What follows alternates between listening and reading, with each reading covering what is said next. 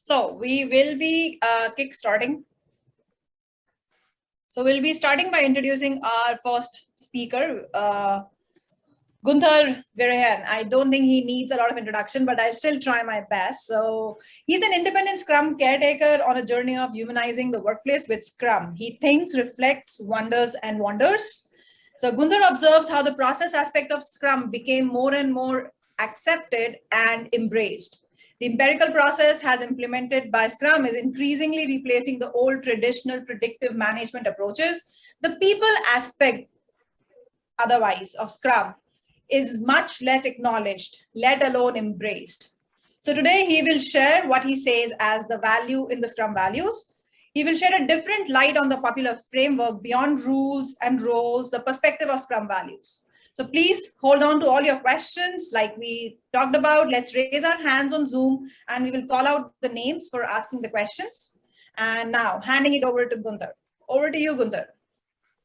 Okay, thank you very much, Megha, for the beautiful introduction. Thank you very much, Sanjay, for the shortest introduction ever. So that's cool. That's something powerful to be able to do that. I wished I could. So that's good. Thank you very much. It's quite an early morning over here. I don't know whether you've heard, in Belgium we've got some problem with floods. It's another part of Belgium. I would almost say fortunately for me, but that would be terrible to say over the people that are suffering from it. So it's quite amazing. Floods like we've never seen. It's pictures is quite beyond my imagination. At least, indeed, thank you, Megha, for the introduction. Thank you, Amit, Dinesh, Harshika, Sanjay for organizing and getting it all together again this year. And thank you very much for the invitation. I think this is the third time in a row that I'll be opening Scrum Day India, which is quite an honor.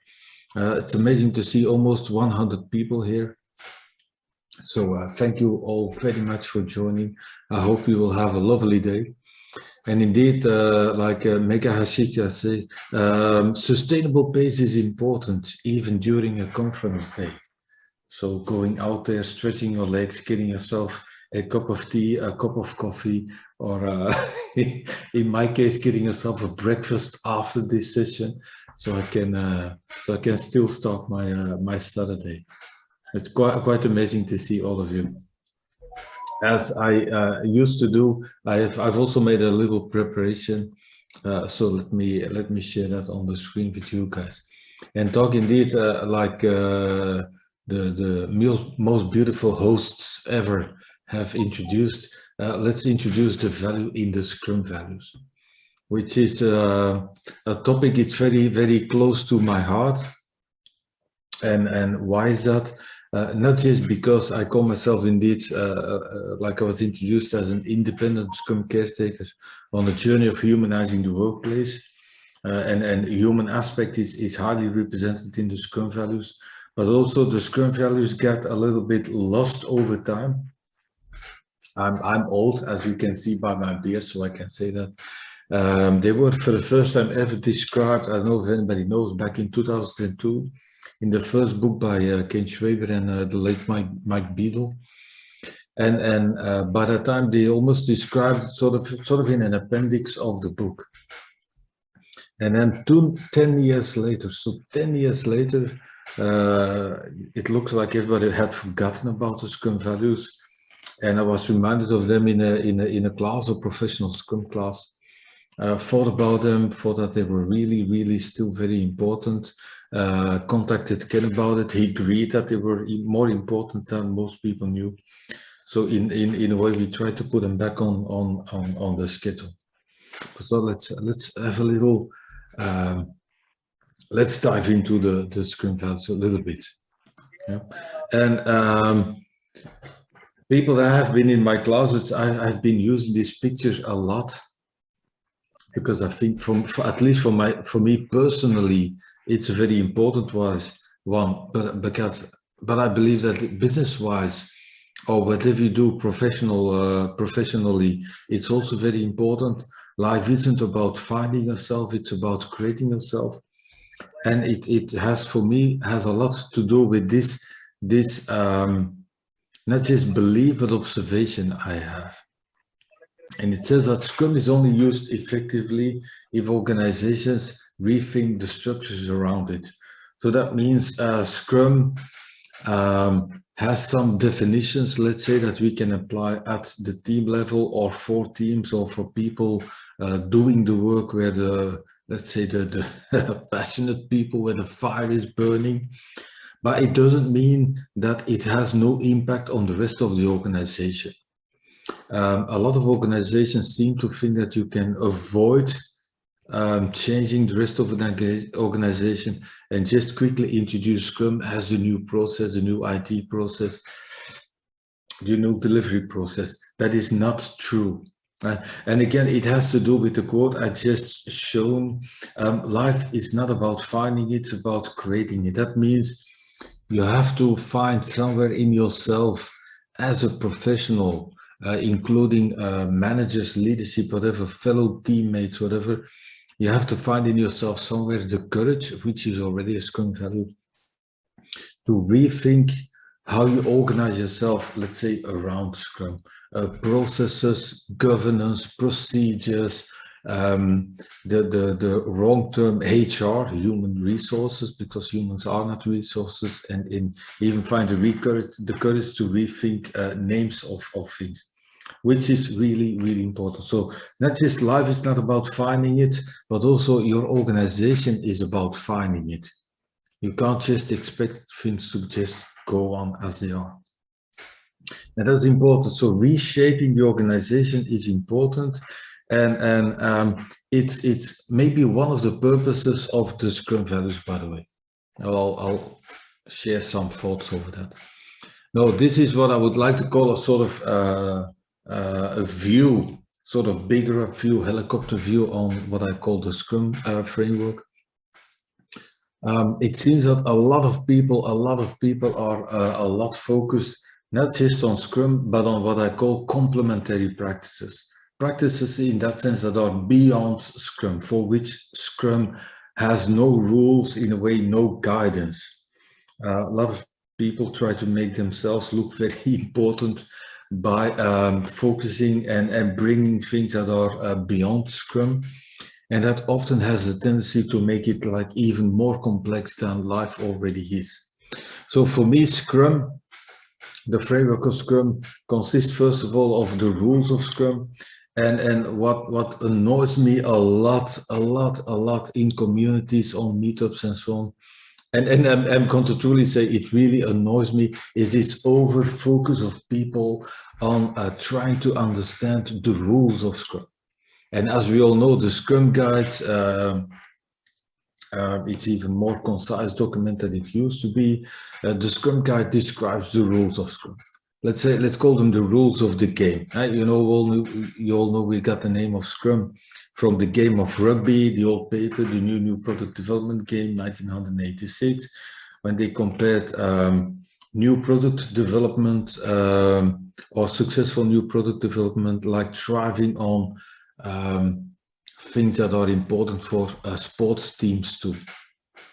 And let's take rugby as an example. Although I personally don't have any affinity with rugby, but it often feels like you've got rugby players and they're outside the pitch, so not even playing the game. The game is going on, and they're still debating amongst each other the rules of the game, which is like, okay, nitty-gritty details, interpretations of the Scrum Guide.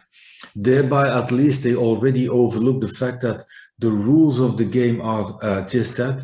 There are many tactics to apply the rules. So in that analogy of the team sports, that it's even in the Scrum Guide, which is funny, because a while ago I was asked by a training company somewhere, and they wondered if they could, if my book, I've written a little book about Scrum a while ago, it's called Scrum a Pocket Guide, and they wondered whether my book would be suited for the students of their Scrum classes. And then my publisher gave them some free copies to have a look at it. And they decided it was not, because it talked about rules and tactics and so on. And they said, yeah, you know what, but what about alignment with the Scrum Guide?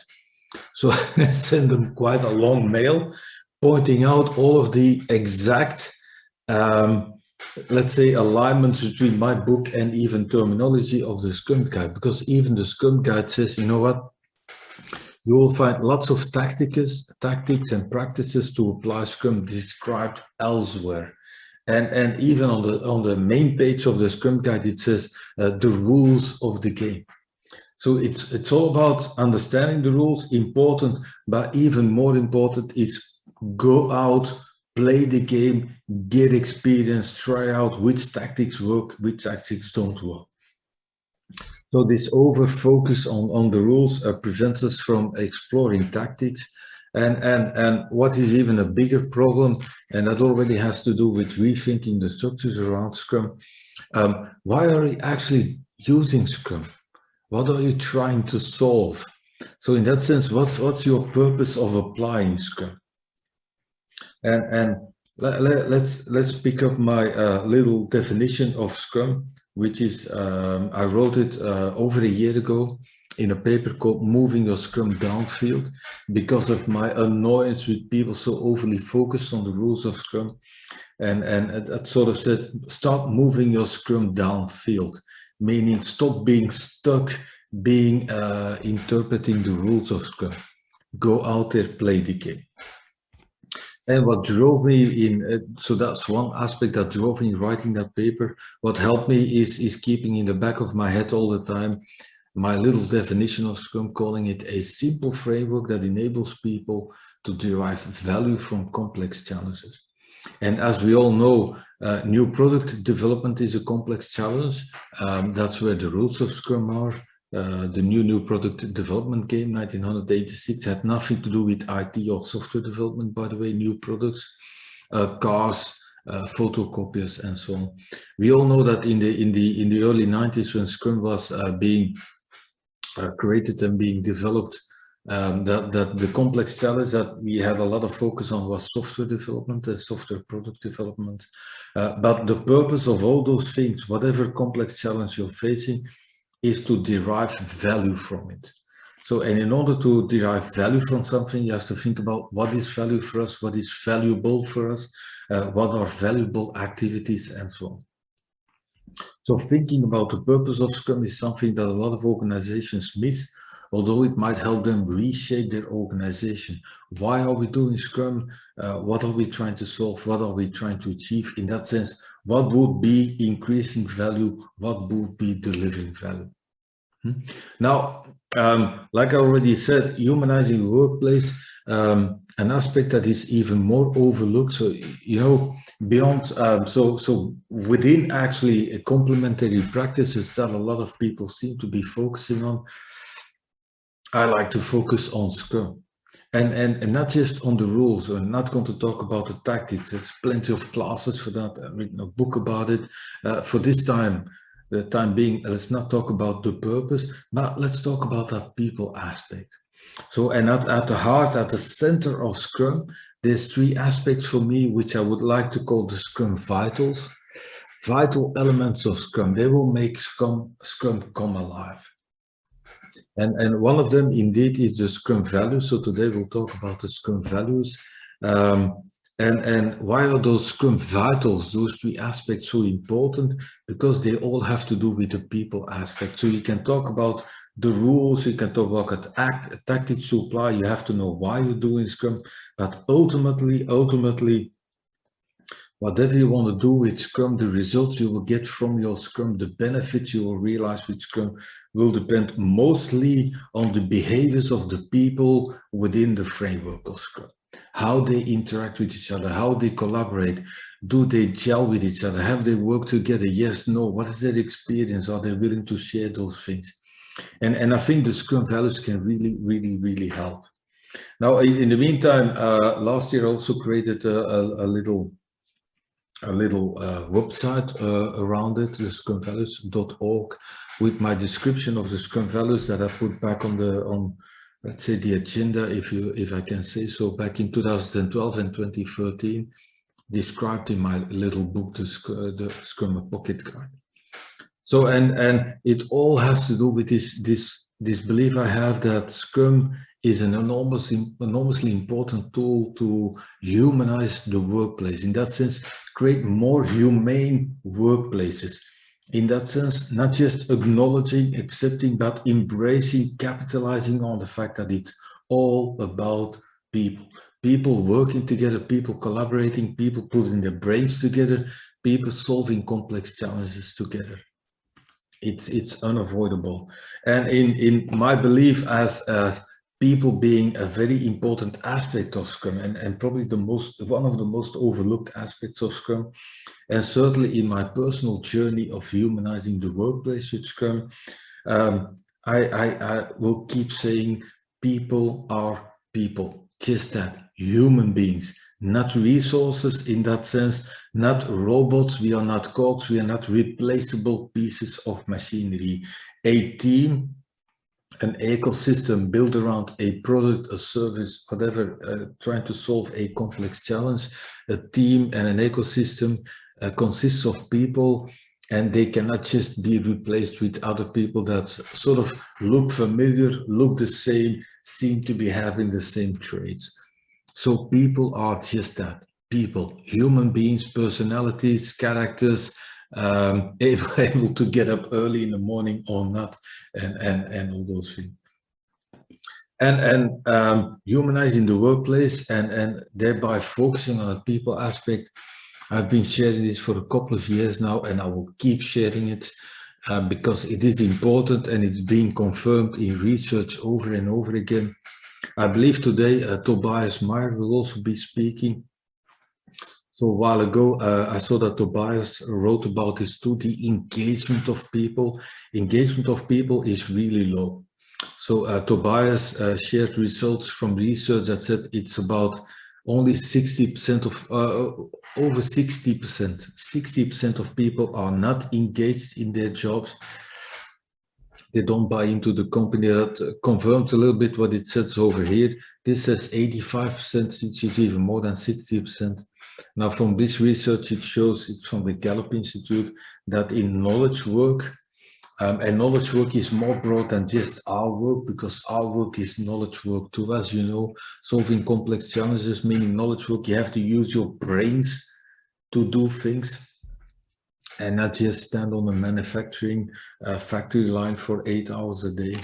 You have to use your brains, you have to think about things really hard. You have to stop, reflect, look back, learn, improve, and so on. And in this research, it also said in knowledge work, it's about 70% of people not really being engaged. So that's close to the 60% of the research that Tobias referred to was talking about. Other things confirm the figures of these things. At least whatever, let's say, I don't care about the exactness of the figure. I only know that a majority of people in our organizations are not engaged. And even a majority, and that doesn't just apply to teams, even a majority of people in a management position seems to be not really engaged. For a lot of people, it's just a way to make a career, get a bigger car, get a bigger salary, more status, a higher position, whatever, be recognized as a leader via a title or whatever. So, and the distraction for managers or for people in a management position is not different than it is for people, let's say, at the bottom of the organization, the teams, meaning we only have to follow orders. In that sense, implement decisions that were made before me, that are imposed on me. So that applies to, which is very, very strange and scary, actually. So the reason to focus on people is actually there. So I hope we can spend a lot of years to come on Scrum, focusing on the people aspect of Scrum. And as I've shown, the Scrum Vitals consist of at least 2 aspects. So let's start there. The people aspect of Scrum, which is for me represented in what I call self-organization still. I know the term has been skipped from the Scrum Guide, but it's very important and powerful term. It comes from the new product development game again. Don't tell people what to do, step away from command and control, get out of the way. Give people challenges, and that might include understanding why you are introducing Scrum. Give people challenges, give them objectives, make sure they have the expertise, the skills to solve those things. Add empiricism to that, meaning it's the regular process of inspection, adaptation, and that's the DNA of Scrum. Yeah, and like in the introduction, it was said that what I see happening in organizations is they're getting the idea of empiricism, inspecting and adapting rather than trying to predict stuff. But what about self-organization? And the Scrum values, the third aspect of my Scrum vitals, you can have a look at, you can interpret and give meaning to the Scrum values, and that is a really important thing to do, because in the end the Scrum values are just 5 English words. You have to give meaning to them, and giving meaning to them means understanding complexity, understanding self-organization, understanding inspection, adaptation, or empiricism, or the empirical process control. The Scrum values can be expressed as something with empiricism, meaning the process aspect of Scrum, or as the people aspect of Scrum. So today, I hope it's clear we're going to talk mostly about the people aspect of Scrum, and why are those Scrum values so important? So there's a little quote from my book. It says, Scrum is more about behavior than it is about process.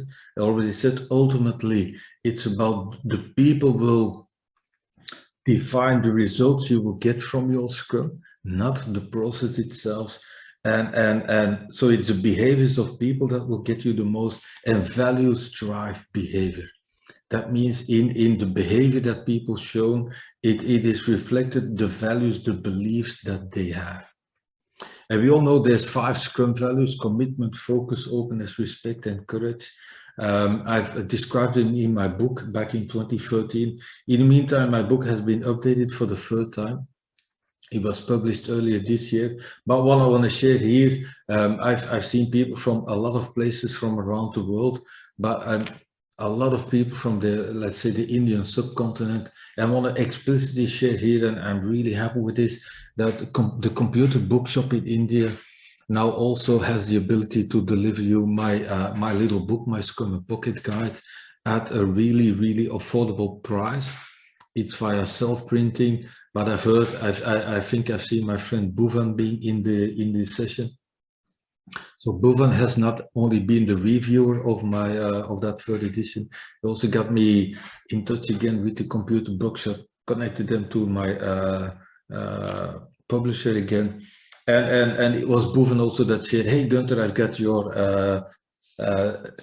book from the computer bookshop, and it really looks good." So the quality is really good, which is really important. And like it said in my book, Scrum is more than just a framework of rules and principles, tactics and rules and then tactics to apply them, principles, sort of self-organization, empiricism, but there's also the values of Scrum. Yeah. So, and you can get my book now from the computer bookshop. Now, it's some, if the Scrum values had gotten lost somewhere across time, and we put them back on the agenda and sort of put them back on the table, the idea of commitment is also, for me, still very under highlighted. Without commitment, don't even do Scrum, because commitment means dedication, belief. It's going to help you. It expresses why you're doing stuff, so it's connected to purpose too. So commitment means I'm going to dedicate myself to something I believe in. So we already know my personal belief, my personal dedication is humanizing the workplace with Scrum. So keep focusing on the process aspect of Scrum, but also restore the balance and get the people aspect more on the radar again. So commitment is really important. And that means you're out there on the field playing, you're out there in the world doing something. I hope you can all do something that you really believe in, that you want to do, that inspires you, that gets you up in the morning. In my case, 8 o'clock on a Saturday morning, and talk about dedication for a group of enthusiastic people. So what is your belief? dedication. It will create persistence, because if you truly believe in something, you will keep going for that.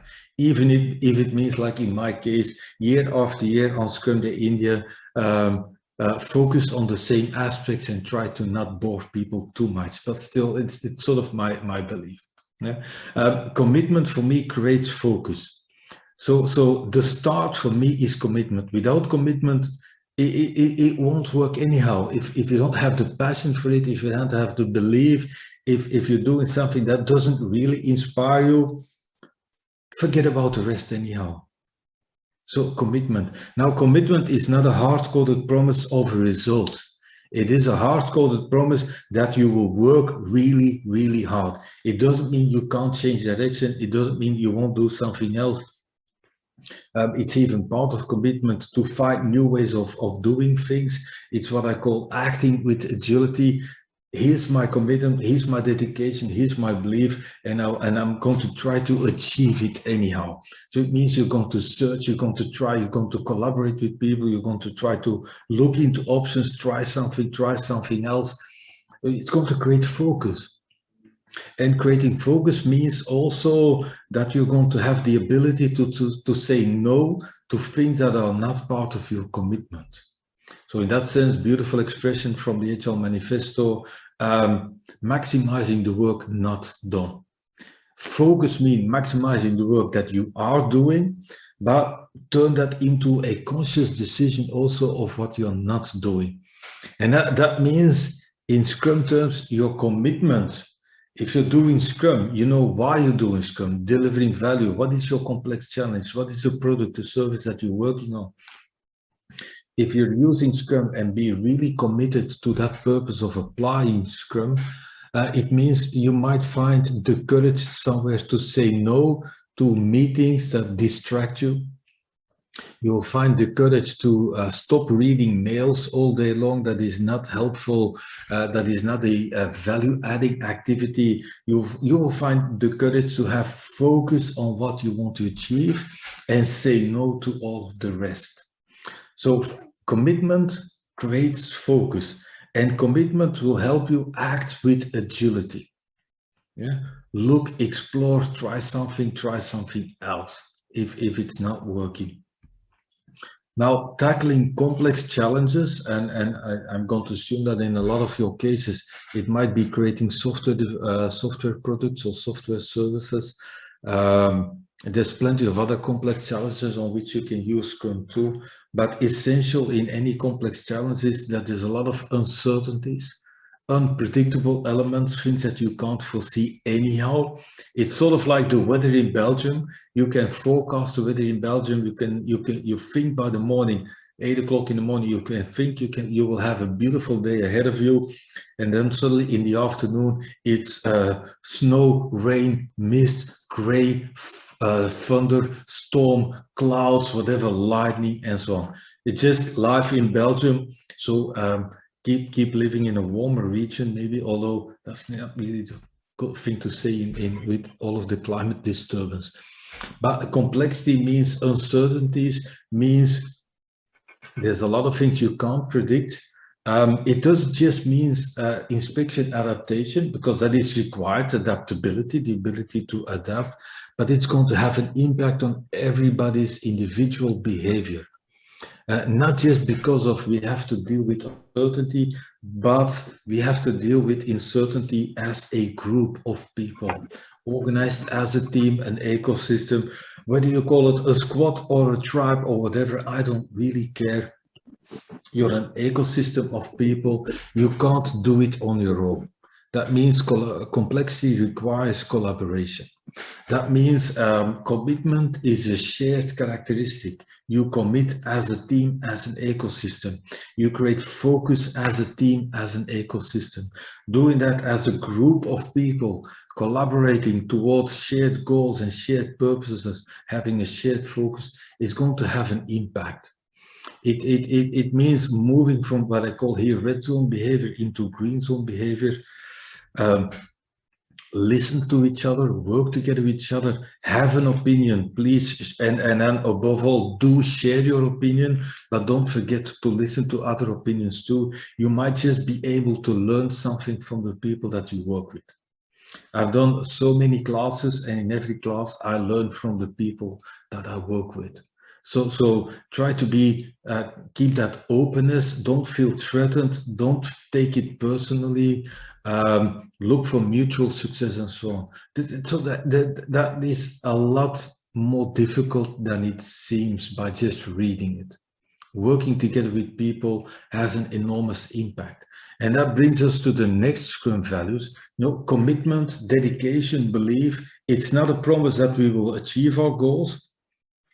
When you go out there on the field as a sports team, your dedication, your commitment is we'll do anything that we can to make it happen, to win the game in that case. Now, Scrum is not about winning. It's not a contest. It's not a zero-sum game. So you're not fighting an opponent. You're trying to create something positive, solve a problem, find a solution. So once you're out there on the field as a team, a Scrum team, and your sprint is starting, your commitment is to work really hard to do whatever is possible within your means, within sustainable pace, like you're going to have a sustainable paced event today. Take some time to relax, to keep it human in that sense. It is not a promise that you will win the game.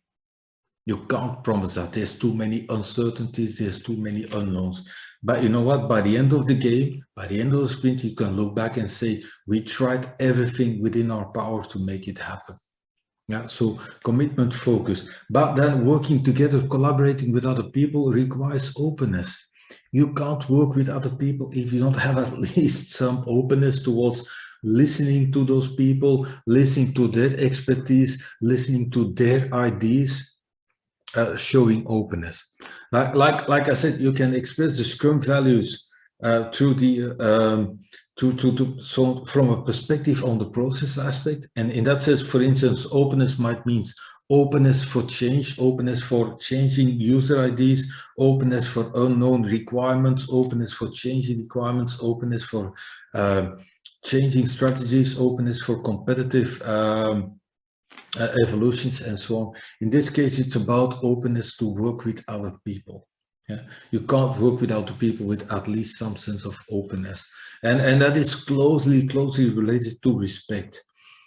Because being open is a form of respect in itself already. Yeah? So, but again, we are complex people. We are people, and in that sense, we are complex. We are human beings. We are full of opinions, ideas. We've got expertise. We've got a private life. This strange idea that people seem to expect as soon as you enter the office and walk to the entrance gate, or nowadays as soon as you start up your Zoom session, because that's sort of the equivalent of entering the office now, opening a Zoom session or a Microsoft Teams sessions. It seems that a lot of people seem to think that, yeah, you now have to leave your emotions behind you. That's not how it works. We are people, we are human beings. You can't do that. If you're in a Zoom session, if you've got screaming children behind you, and you've got a cat walking through the screen, or you've got, in my case, like a dog trying to steal your couch from you. Those are parts of your personal life that will have an impact on your professional life. So you can't leave all of that behind. And the strange thing is, I talked about people having to implement decisions that are imposed on them.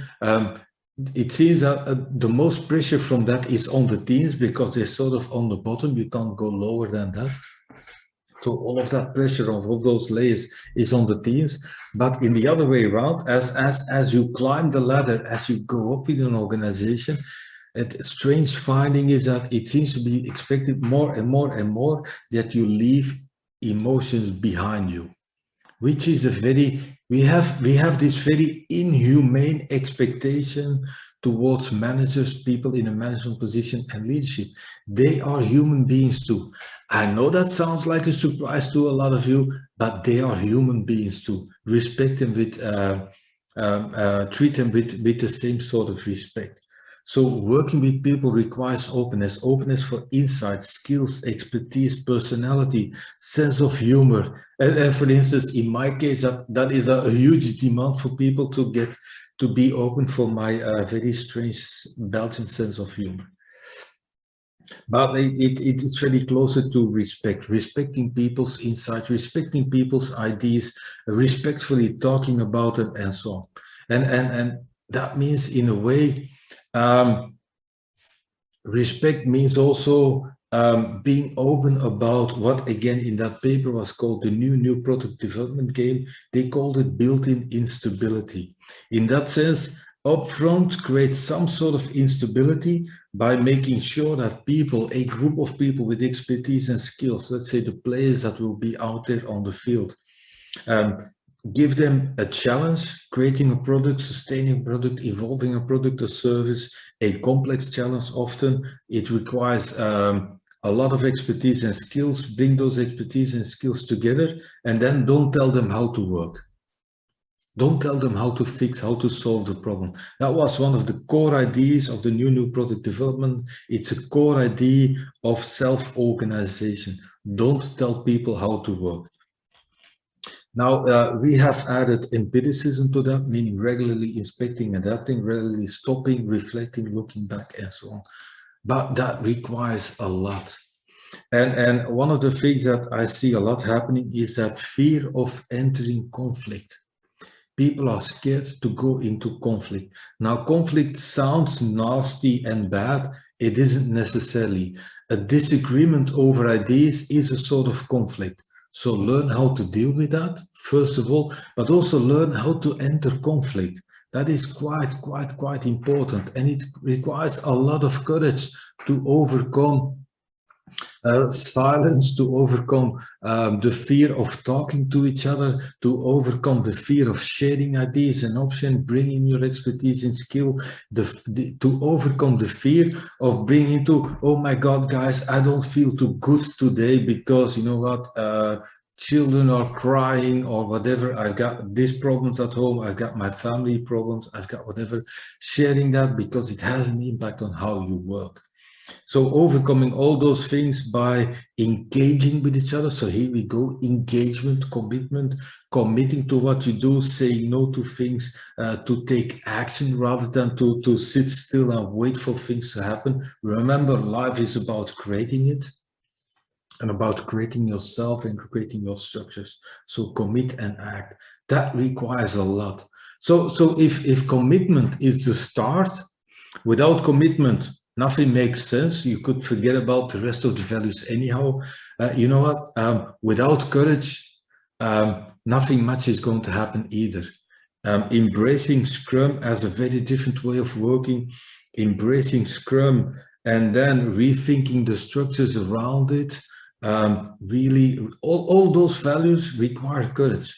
But it starts already with commitment. It requires courage to show your commitment, to dive into your, to dig deep into your soul and your heart, and to find what am I engaged about, what inspires me, what gives me passion. And there's a lot of uncertainties in our lives, in our professional lives, like the pandemic, beyond technology and so on, and the fact that we're all human beings. That means we're flawed, let's say, almost by nature. It takes a lot of courage to get up in the morning, do something, act, learn, collaborate with people, have a conflict with people. In that sense, a healthy conflict, meaning not a destructive conflict, a constructive conflict, not destructive, and so on. It takes courage to get over your endless discussions over the Scrum rules, to act, to apply tactics, to play the game. It takes even more courage to play the game, trying to live by what I called the Scrum Vitals, meaning inspect so that you can adapt, self-organize, don't wait for external instructions, do something, and in the meanwhile be driven by, let's say, the Scrum values. So that takes a lot of courage. And for me, the value in the Scrum values, yeah, go ahead. Sorry, quick time check. We have seven more minutes to go, and we would also like to take some question answers. Yeah, cool. This is also the conclusion, so we'll still have at least a little bit of time for questions. So hopefully some important ones. So thank you for the reminder, Megan. Now, what is important for me in the Scrum values, and that's what I called it's also I wrote about it. My blog note is called the value in the Scrum values. So giving meaning to those words. Those words are just 5 words: commitment, focus, openness, respect, and courage. So just 5 words. What do you mean with those words? What do you mean with courage? What do you mean with respect? What do you mean with focus, openness, and commitment, and so on? So that's important. But for me, the value in the Scrum values is twofold. In that sense, first of all, it sort of, for me, it serves like a little bit of a compass. It gives us direction. Yeah? Why are we doing stuff? What are we committed to? What is our focus, and so on? And are we implementing Scrum? Are we reshaping the organization? And are we guided by the Scrum values in doing that, in implementing Scrum and reshaping organizations? That's one aspect. And as you move on that path of Scrum and keep continuing that journey, keep traveling on that journey, in a way, I would hope that the Scrum values even take precedence over thinking about the process all the time. So one of the things that helped me in my first 3-4 years of Scrum, which is really an awful long time ago, from 2003 until 2007, afterwards, looking back, I realized we never talked about the rules of Scrum. We couldn't care less whether this was, yeah, but is this a job for the Scrum Master? Is this a job for the product owner or the development team, which we now call developers, and so on. So we never really thought about it. We just acted, we organized work in sprints, we worked with often with the customer directly and so on. So, and in that sense, I hope that you will achieve the same over time. As you start doing Scrum, that the values are being reflected in your behavior. In that sense, the way that you express the values in your behavior is almost like a barometer of the health of your Scrum and reshaping the organization. So it's a compass. It's also a barometer of your I hate that word, of your, let's say, maturity. I like the word sophistication a lot more. It's an indicator of the sophistication of the way that you're enacting Scrum. Just living, acting by the Scrum values. So my question for you, can I call it a challenge, is just keep learning, keep improving, keep doing Scrum, keep trying out Scrum, trying out stuff, and so on. So story about Scrum values. Mega, I hope we still have at least a couple of minutes. Absolutely, we have 5 minutes, and I love the word when you say keep scrumming, so we all will keep scrumming. Folks, any question, please feel free to raise your hands and we'll call out, we'll request you all to be on the camera so that you can ask your questions and interact more in the session. Any questions? So I see some hands risen already. So, okay, Guru Raj. Hey, Gunther, thanks for the amazing talk on the Scrum Values. So I have been reading a lot about this. So one thing which is still haunting me is about the humanizing the workspace. So can we consider that the Scrum Values is the foundation for humanizing the workplace? Well, I don't want to talk in because the word foundation raises something almost like first this and then the other things. All those things of Scrum that I've shown, meaning the combination of the Scrum Vitals together with tactics and rules and then purpose of Scrum, which is in the end in the end the Scrum framework. So anything except complementary practices. It's not about the one or the other. They all go hand in hand. Apply the practices. So understand the rule, apply them, find tactics to apply them, be driven by the Scrum values, and keep them all, do them sort of concurrently. It's not the foundation. It's also that barometer, because foundation is almost like the compass. But the problem with Scrum values is values, you can't program people to accept, adopt values. I can't download values into your brains locally. So try to embrace them as you apply the Scrum rules. So rules, tactics, and then the Scrum Vitals, they all go hand in hand. So we've got this beautiful event in Scrum called a retrospective. Maybe it might be helpful to do a retrospective and look back at your sprint and pull in some of the Scrum values. So we run into some problems during the sprint.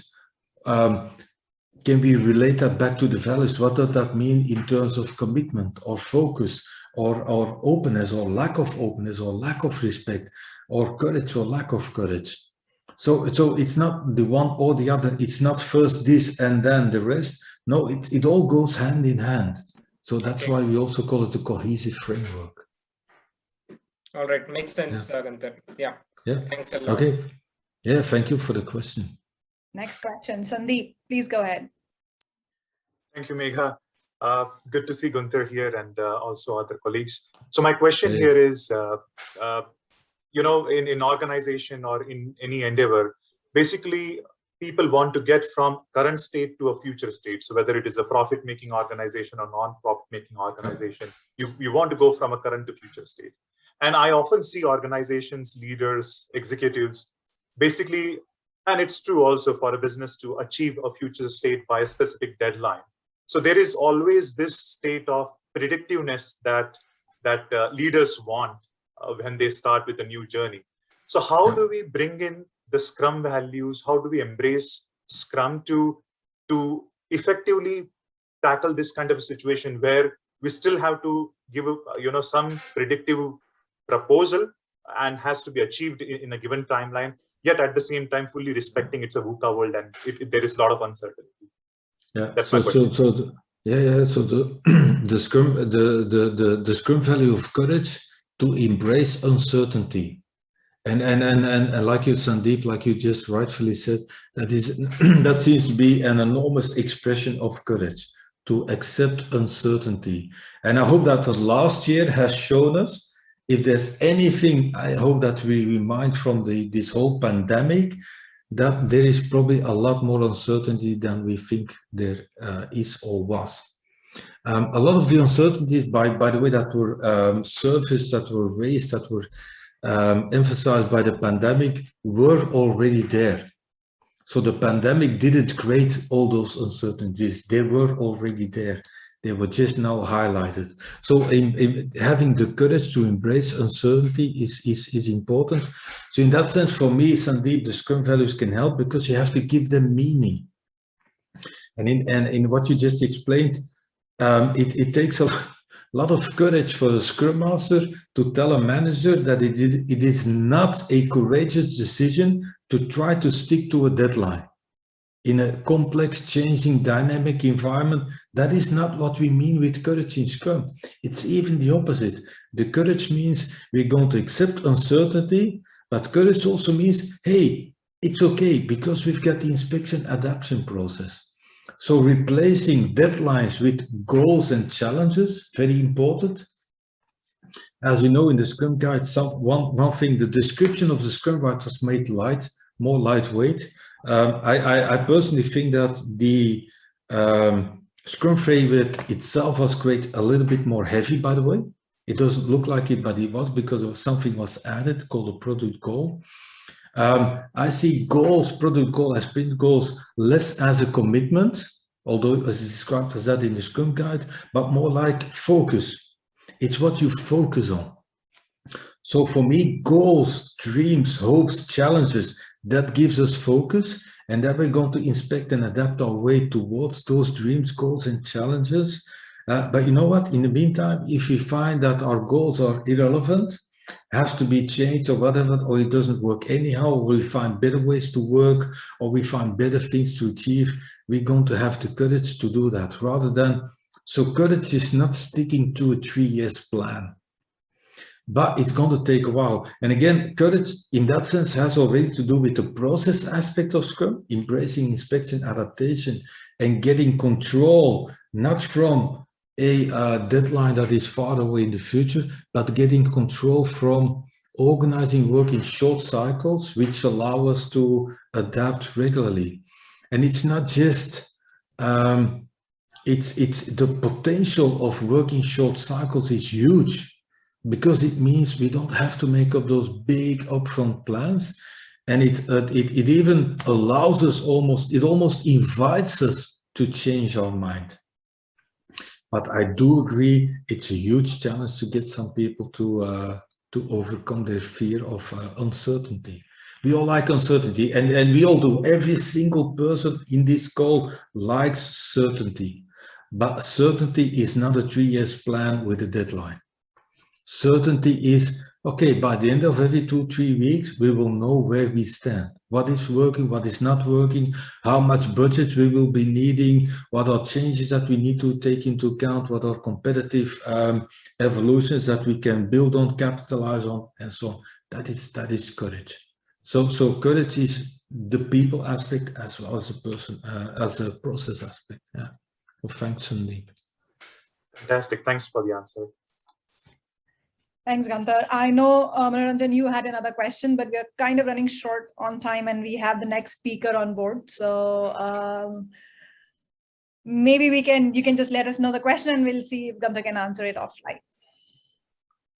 Yeah, cool. Okay, thanks a lot, Gunther. Thanks a lot. That was really encouraging and you got a lot for us to think, and we are definitely going to take it back and apply some of it for sure. Yeah, okay, you're welcome. My invitation is think about not just the process of Scrum, but also those Scrum vitals. Okay, thank you very much. And I wish everybody a wonderful day. Respectfully listen to people, challenge ideas, ask questions, learn, which is openness. So really cool. Thank you very much.